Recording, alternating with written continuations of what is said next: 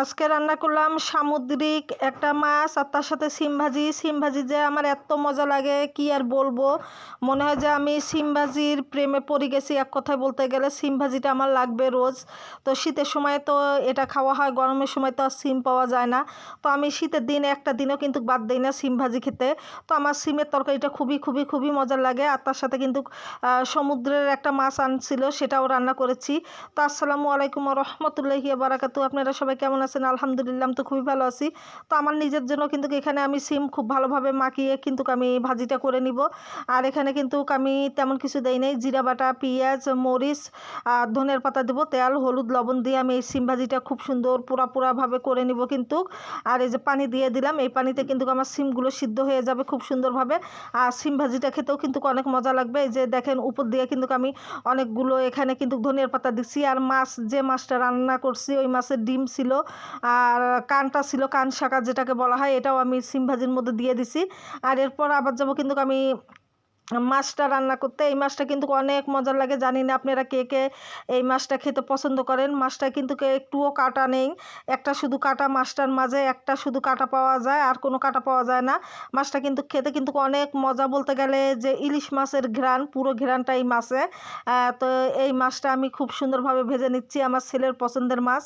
এবার বাজার গিয়ে এই মাছটা নিয়ে এসেছে, তো আরও একদিন খাইছি, তো আজকে 2 দিন খাওয়া এই মাছটা। তো অনেক মজার কিন্তু, অবশ্যই আপনারাও পারলে ট্রাই করে দেখবেন। মাছটা কিন্তু অনেক মজার আর খেতে। তো এই মাছটা আমি আজকে লাল লাল করে ভুনো করব, তো একটু মশলা দিয়ে আর পেঁয়াজ কুচি দিয়ে আমি মাছটা ভুনো করে ফেলবো। তো মাছের ভুনাটা যে এত মজা লেগেছিল যে ধারণার বাইরে। তো আর একদিন যেদিন রান্না করেছিলাম, তো সেদিন আমি তেমন একটা খাইনি। আজকে আমি খেয়ে দেখলাম খুবই মজার মাছ। তো এখানে আমি অনেকগুলো পেঁয়াজ কুচি দিয়েছি, তার সাথে আদা বাটা, জিরা বাটা, রসুন বাটা, পেঁয়াজ বাটা হাফ চামচ পরিমাণ করে দিয়ে দিলাম এখানে আমি।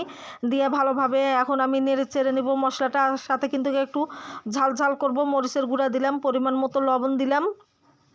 এখন আমি হলুদের গুঁড়া দিব, ধনিয়ার গুঁড়া দিয়ে আমি কিন্তু মশলাটা কষায় কিন্তু আমি দিয়ে দিব। আর মরিচের গুঁড়াটা কিন্তু একটু বেশি পরিমাণে দেব। মাছের ভুনায় মরিচের গুঁড়াটা আর ঝালটা একটু বেশি হলে কিন্তু অনেক মজা লাগে খেতে কিন্তু। আর অনেক অনেক মজা হয়েছিল। তো বন্ধুরা, আমার ভিডিও যদি আপনাদের ভালো লাগে তো অবশ্যই সবাই দেখবেন, আর যদি ভালো না লাগে স্কিপ করে যাবেন। তো এখানে আমার অলরেডি কিন্তু মাছের মশলাটা কষানো হয়ে গেছে। তো এখানে আমি কিন্তু মাছগুলো দিয়ে দিলাম। আর সিম ভাজিটা তো হয়ে গেছে, হালকা পরিমাণে একটু পানি দিয়ে দিলাম আমি। দিয়ে এখন আমি ধনিয়ার পাতাগুলো দিয়ে দিব এখানে। দিয়ে একটু জাল করলে কিন্তু আমার মাছটা পুরো হয়ে যাবে। তো ভিডিওটা আজকের কেমন হয়েছে অবশ্যই জানাবেন। তো বেশি ভিডিও কিন্তু বাড়াবো না আমি এখানে।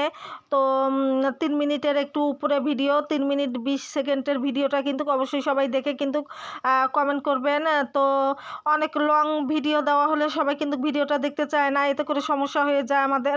তো অবশ্যই 3 মিনিটের উপরে একটু উপরে ভিডিওটা দিলে আমাদের কাকুরাও কাউন্ট করবে।